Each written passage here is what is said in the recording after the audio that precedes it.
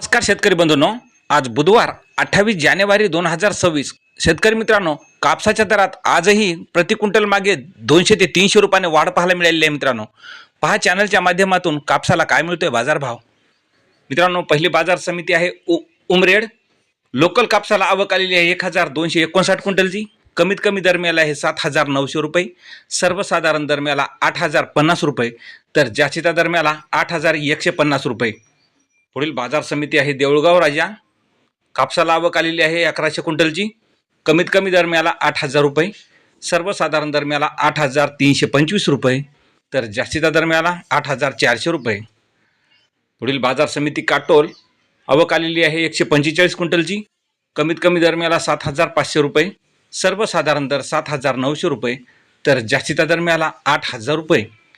पुढील बाजार समिती आहे सिंधी शेलू। कापसाला आवक आलेली आहे 2250 क्विंटलची।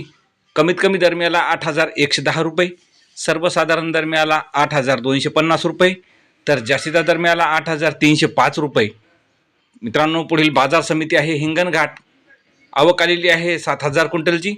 कमीत कमी दर मिळाला आहे 7710 रुपये, सर्वसाधारण दर मिळाला 8000 रुपये, तर जास्तीचा दर मिळाला 8350 रुपये। पुढील बाजार समिती आहे बार्शी टाकळी।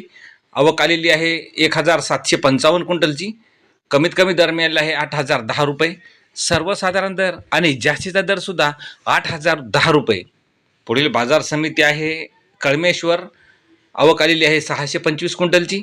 कमीत कमी दर मिळालेला आहे 7500 रुपये, सर्वसाधारण दर 7800 रुपये, तर जास्तीचा दर मिळाला 8100 रुपये। पुढील बाजार समिती आहे वरोरा। आवक आलेली आहे 338 क्विंटलची। कमीत कमी दर मिळाला 7900 रुपये, सर्वसाधारण दर मिळाला 8000 रुपये, तर जास्तीचा दर मिळाला 8171 रुपये। तर शेतकरी मित्रांनो असे दररोजचे शेतमाल बाजारभाव पाहण्यासाठी चॅनलला सबस्क्राईब करा। धन्यवाद।